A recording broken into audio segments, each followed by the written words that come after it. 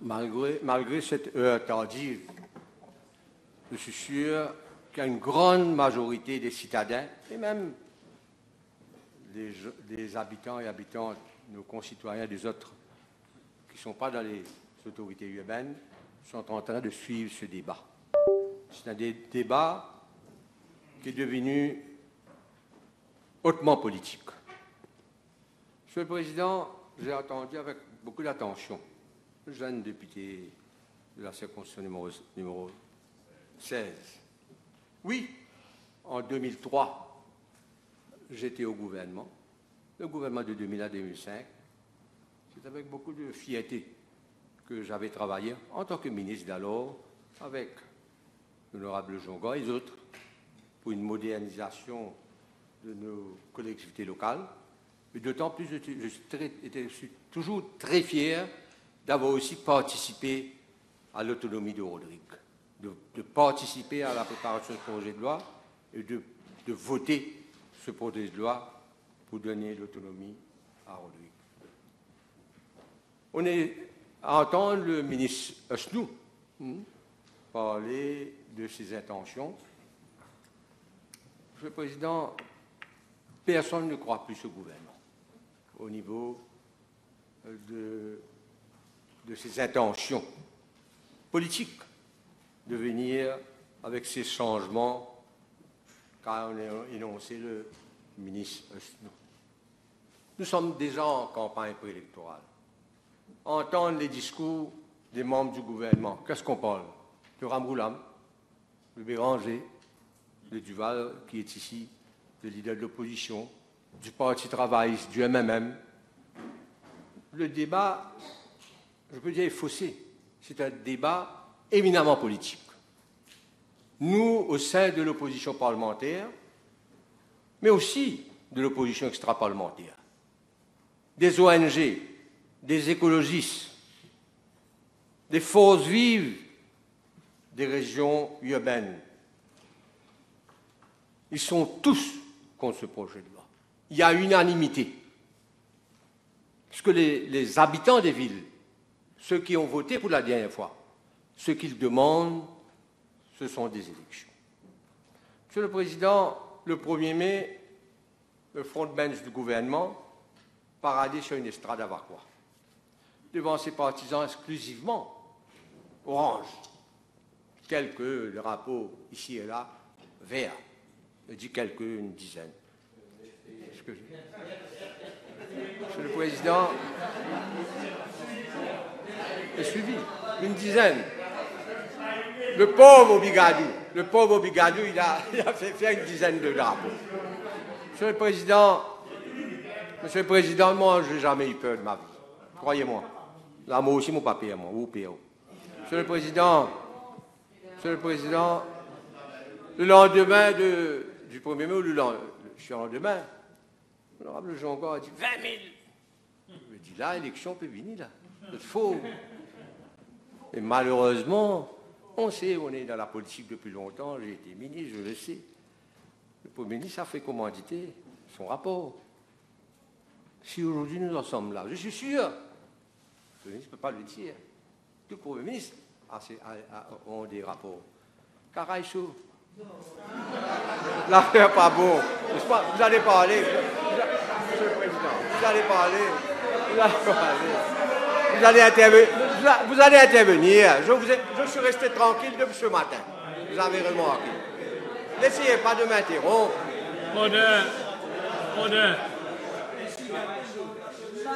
Certains ont plus drôle que je suis tranquille depuis ce matin. J'attendais mon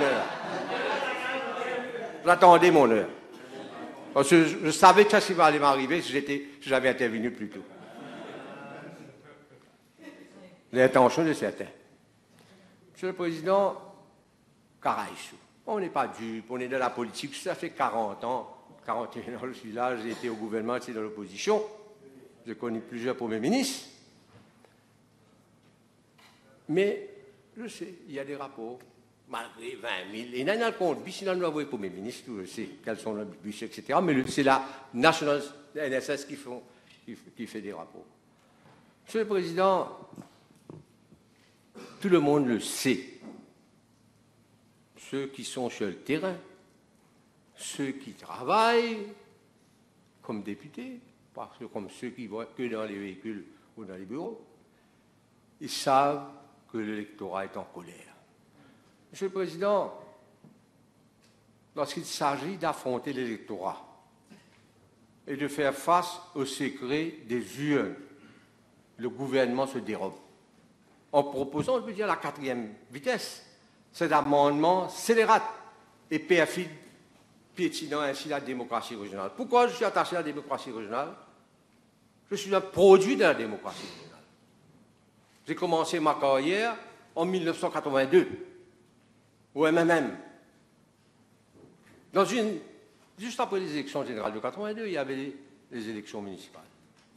Et j'ai été candidat, jeune militant, de Rosil.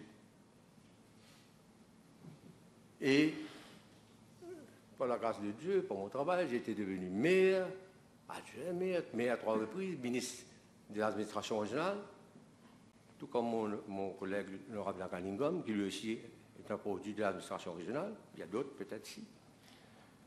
Mais je suis fier que j'ai commencé ma carrière comme conseiller municipal avec le symbole cœur et couleur mauve, et je suis toujours mauve. Et je resterai mauve. Monsieur le Président, alors, en ce qui s'agit de l'administration régionale, on ne va pas venir nous montrer qu'est-ce que c'est que l'administration régionale. Nous avons une histoire de plus de 200 ans de l'administration régionale à l'île Maurice. D'ailleurs, on avait célébré le bicentenaire de l'administration régionale. Mais malheureusement, aujourd'hui, au fil des années, il y a même un ami, le ministre, qui a été président du conseil de district, qui a très bien fait, l'honorable Doyal. Je n'ai pas peur de le dire, il a très bien fait. Monsieur le Président, aujourd'hui, panique globale, parce que les habitants des villes attendaient des élections. Ils attendent des élections. Et ce gouvernement, comme je l'ai dit, le gouvernement a peur des élections.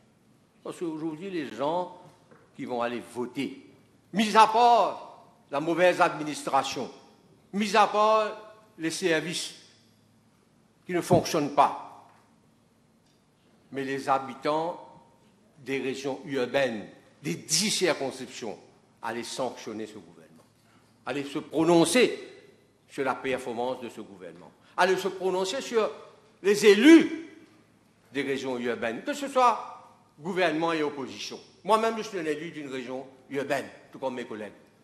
Mais les habitants des villes allaient prononcer, attendaient ce moment. Mais malheureusement, Monsieur le Président, le gouvernement est sauvé encore une fois, et le Premier ministre le sait très bien. Élection, quand il y a une élection, il y a une commotion là-dedans. Ils ont peur.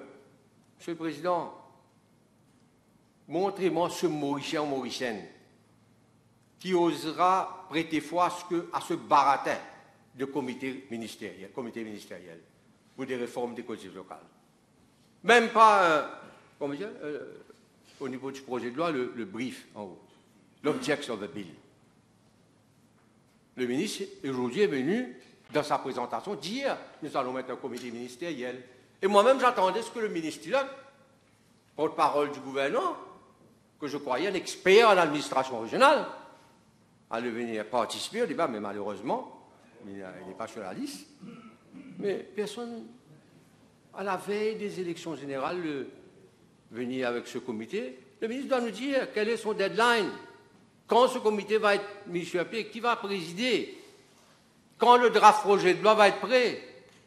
Il serait élection générale avant, ce que nous demandons.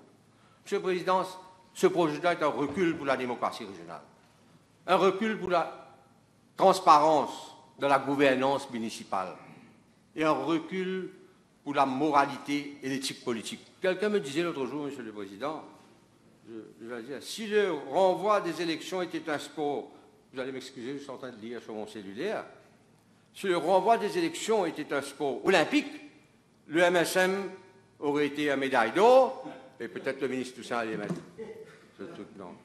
Ça, c'est un sportif qui m'a envoyé. Monsieur le Président, il n'y a plus de Covid. Il n'y a plus de Covid. Comment expliquer ce refus d'affronter ce rendez-vous démocratique? C'est un rendez-vous démocratique. Qu'est-ce que nous avons aujourd'hui? Des équipes expired, comme des médicaments expired, qui n'ont pas de bilan crédible. Ils vont me dire, ah, on a fait ceci, on a fait ceci. On est tous témoins. Les municipalités sont devenues des municipalités, offrant un service minimum, un entretien aléatoire des voies publiques, une absence totale de politique d'animation sportive, culturelle et des loisirs.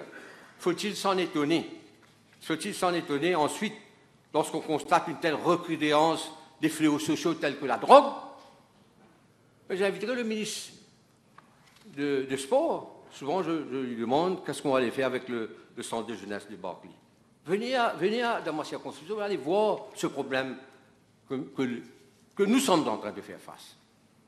Monsieur le Président, est-ce que, parce que les élus en place ne veulent pas d'élection pour avoir le temps de faire un peu le ménage et de compléter leur unfinished business? Monsieur le Président, ces élus et maires ont déjà battu les records de longévité politique dans ce championnat. Truqués.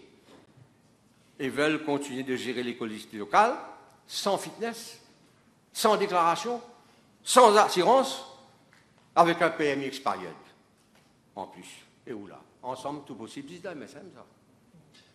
Monsieur le Président, aujourd'hui, nous savons tous, j'ai lu l'autre jour 2 articles, Jean-Claude Delestrac et Yvan Martial. Quoi qu'on peut dire, Jean-Claude Delestrac était un meilleur. Et Yvan Martial, un observateur. Qu'est-ce qu'ils sont en train de dire? C'est la mort des collectivités locales, Monsieur le Président. Aujourd'hui, moi-même, j'ai été offusqué d'entendre le ministre des Finances. Pas un discours du budget ou un maire qui parle dans la salle du Conseil. Le ministre des Finances vient dire, nous fait des terrains pétanques par ici, 4 toilettes par l'autre côté, un terrain de municipaux par ici, et il dit ça partout. Ce n'est pas son rôle de ministre des Finances. Il peut dire le budget global. Mais quel va être le discours du budget du maire d'une ville lorsqu'on présente le budget? C'est le ministre des Finances qui est en train de... Et il va le dire, je crois, dans quelques semaines encore, il va le répéter. Monsieur le Président, jamais avant le pays n'avait connu un tel verrouillage vertical et horizontal de l'appareil d'État, centralisation. Aujourd'hui, nous sommes arrivés à un point où c'est une décision politique que le gouvernement est en train de prendre. Ne venez pas nous berner, dire à la population, on va mettre le comité, etc. Le gouvernement a peur des élections. Ce gouvernement, à entendre tous ces gens, de l'autre côté, tous ces députés qui ont parlé, le Ramano, le Jongor, ils ont peur de cette alliance travailliste MMM-PSD. Je ne pas vous dire. Vous avez peur! Vous mentionnez, je ne pas vous dire, vous mentionnez le Ramgoulam, vous avez peur de Ramgoulam, le Premier ministre. Vous avez peur de Béranger. Vous avez peur. Donnez des élections, vous allez voir. Et le dit à l'honorable Ramano. Order on both sides of the House. Order. Je suis à 4 mois maintenant, Kabir Ramano. Vous allez m'entendre. Je vais être dans votre chemin. Pas quoi, il y a 4 bonnes, 5 pour Ramano. Merci, Monsieur le Président.